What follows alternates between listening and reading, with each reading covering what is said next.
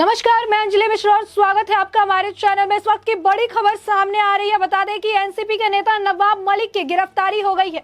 जी हाँ, बिल्कुल सही सुना आपने। आपको बता दें, इस वक्त की बड़ी खबर है कि एनसीपी के नेता नवाब मलिक को गिरफ्तार कर लिया गया। ये गिरफ्तारी ईडी द्वारा की गई है। आज सुबह से जो खबरें निकलकर सामने आ रही थी वो ये आ रही थी कि ईडी जो है उनसे पूछताछ के लिए जो है मनी लॉन्ड्रिंग का मामला है, मनी लॉन्ड्रिंग का मामला, अंडरवर्ल्ड से कनेक्शन का मामला है। और ऐसे में इन्हीं मामले को देखते हुए गंभीर मामले थे और इन मामलों को देखते हुए ईडी ने उन्हें पूछताछ के लिए, पहले ईडी उन्हें अपने घर से सुबह ही लेकर गई। 5 बजे उनके घर पर ईडी पहुंची थी, 7 बजे वहां से रवाना हुई थी और 7:45 में ईडी के मुंबई वाले दफ्तर में नवाब मलिक से पूछताछ की जा रही थी। बता दें कि घंटों चली है पूछताछ। घंटों चली पूछताछ के बाद नवाब मलिक को गिरफ्तार कर लिया है। इस वक्त ये अपडेट है, इसमें नवाब मलिक की गिरफ्तारी हो चुकी है। और बता दें कि गिरफ्तारी होने के बाद नवाब मलिक का बयान भी आया है, जिसमें नवाब मलिक ने कहा कि लड़ेंगे और जीतेंगे। जैसे कि नवाब मलिक हमेशा बयानबाजी देते रहते हैं, इस बार भी गिरफ्तारी के बाद इसी तरीके का बयान आया है। तो इस खबर में बड़ी अपडेट है कि नवाब मलिक को गिरफ्तार कर लिया गया है, क्योंकि सुबह से जो खबरें थी वो ये थी कि नवाब मलिक को पूछताछ के लिए ले जाया गया है, पूछताछ की जा रही है। लेकिन बता दें कि जिस वक्त पूछताछ के लिए ले जाया गया था उस वक्त भी सीआरपीएफ की कई सारे जवानों की तैनाती की गई थी। ऑफिस के, ईडी के मुंबई ऑफिस के बाहर भी भारी सेना बल की तैनाती की गई थी। साथ ही वहां के जितने भी ट्रैफिक थे उस ट्रैफिक रूट का डाइवर्जन भी किया गया था। और उसी वक्त लग रहा था कि कोई गंभीर मुद्दा है, गंभीर मामला है, जिस पर ईडी इतनी सख्ती बरतते हुए नवाब मलिक से पूछताछ कर रही है। लगातार 7:45 से, आपको बता दें, सुबह के 7:45 से जो पूछताछ है उसकी शुरुआत हुई थी। लगातार कई घंटों पूछताछ चली है और अभी की बड़ी अपडेट है कि नवाब मलिक, एनसीपी के नेता नवाब मलिक की गिरफ्तारी हो चुकी है। ईडी ने उन्हें गिरफ्तार कर लिया है, क्योंकि नवाब मलिक कई मामलों में संतोषजनक जवाब देने में विफल रहे हैं। वो सही तरीके से कई सवालों के जवाब नहीं दे पाए, जिसके बाद मनी लॉन्ड्रिंग का मामला, अंडरवर्ल्ड के साथ कनेक्शन है, प्रॉपर्टी का जो मामला है जो निकलकर सामने आया था, उसमें अब नवाब मलिक की गिरफ्तारी कर ली गई है। बता दें कि महाराष्ट्र सरकार के अल्पसंख्यक कल्याण मंत्री और राष्ट्रवादी कांग्रेस पार्टी के प्रवक्ता नवाब मलिक को ईडी ने गिरफ्तार कर लिया है। ये बड़ी खबर, बड़ी अपडेट है। उन्हें अंडरवर्ल्ड के रिश्तों के आरोप में पूछताछ के बाद गिरफ्तार किया गया है। उनका नाम अंडरवर्ल्ड डॉन दाऊद इब्राहिम के भाई इकबाल कासकर ने लिया था और इसी को लेकर ईडी जो है काफी ज्यादा इसे अहम मानते हुए पूरे मामले की जांच कर रही थी। प्रवर्तन निर्देशालय यानी ईडी की टीम सुबह 7:45 उनसे पूछताछ के लिए मुंबई स्थित दफ्तर ले गई थी। सुबह 5 बजे उनके घर पे गई थी, वहां पर वो थी। 7 बजे वो वहां से निकल चुके थे उनके घर से नवाब मलिक को लेकर और 7:45 में दफ्तर पहुंचे थे। जानकारी के मुताबिक ईडी की टीम सुबह 5 बजे मलिक के कुल्ला के नूर मंजिल स्थित घर पर पहुंची थी और इसके बाद टीम 7 बजे उनके घर से निकल गई थी और 7:45 पर ईडी ऑफिस, यानी मुंबई के जो ईडी ऑफिस है, वहां पहुंची है। इस दौरान सीआरपीएफ की एक बड़ी टीम उनके साथ थी। मलिक से पूछताछ के बाद एनसीपी का आक्रामक रूप देखने को मिल सकता था और यही कारण था कि ईडी ने अपनी तरफ से पूरी तैयारी कर रखी थी और यही कारण था कि ईडी ने इस कार्रवाई को चुपके से अंजाम देने की काम किया है, चुपके से अंजाम दिया। ईडी ऑफिस के बाहर भी भारी संख्या में पुलिस बल की तैनाती की गई थी और आसपास के ट्रैफिक को भी डाइवर्ट कर दिया गया था।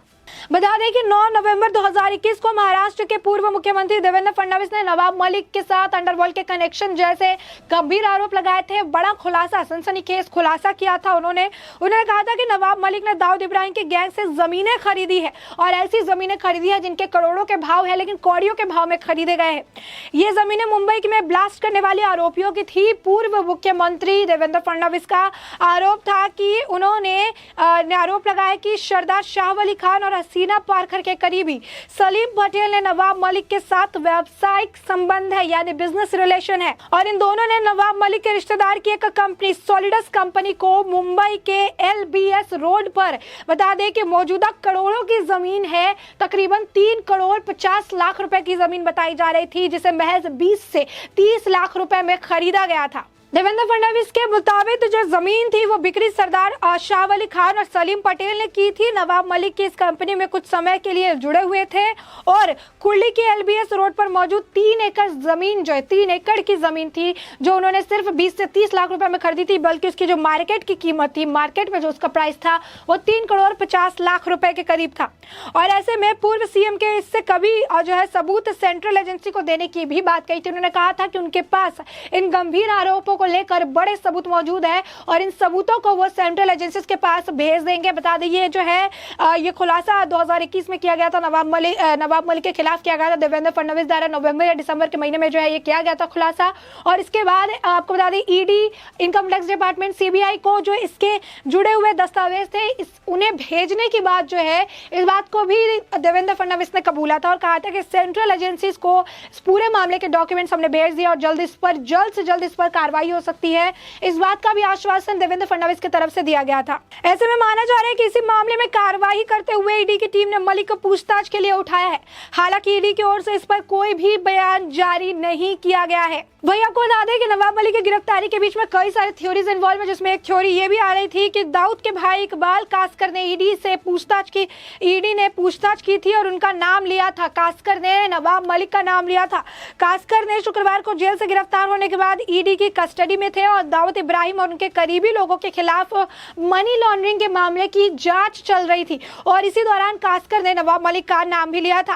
कासकर को 7 दिनों के लिए ईडी की हिरासत में भेज दिया गया था और सूत्रों के हवाले से माना जा रहा था कि कासकर और मलिक की कंपनी के बीच में हुई एक जमीन की लेनदेन के सबूत ईडी को मिल गए थे और इस सबूत को मिलने की वजह से ही जो है इस मामले में ईडी ने 2 बिल्डरों को समन भी जारी किया था। ये बिल्डर जो है कासकर से जुड़े हुए थे। कासकर दाऊद इब्राहिम का जो है गुर्गा है, कासकर जो है दाऊद इब्राहिम का भाई था। तो कासकर, नवाब मलिक और ये बिल्डर ये आपस में जो है कनेक्शन है जुड़ते गए, ये तार जुड़ते गए और आखिरकार ईडी ने वो सबूत भी ढूंढ निकाले जो ये कहते थे कि नवाब मलिक और दाऊद इब्राहिम के भाई कासकर के बीच में जो एक जमीनी लेन देन जो है हुई थी, जमीन की खरीद बिक्री हुई थी और इसमें नवाब मलिक जो है शामिल थे और इसी वजह से नवाब मलिक को पूछताछ के लिए मॉर्निंग में ले जाया गया था। आज सुबह ही ईडी उनके घर पर पहुंची थी और चुपके से जो है इस पूरे काम को उन्होंने अंजाम दिया। उन्हें ले गई, उनसे पूछताछ 7:45 पर आपको बता रहे हैं हम कि 7:45 से मुंबई के ईडी दफ्तर में उनके साथ पूछताछ चालू हुई थी। कई घंटों की पूछताछ चली है और अभी की अपडेट नवाब मलिक की गिरफ्तारी हो चुकी है।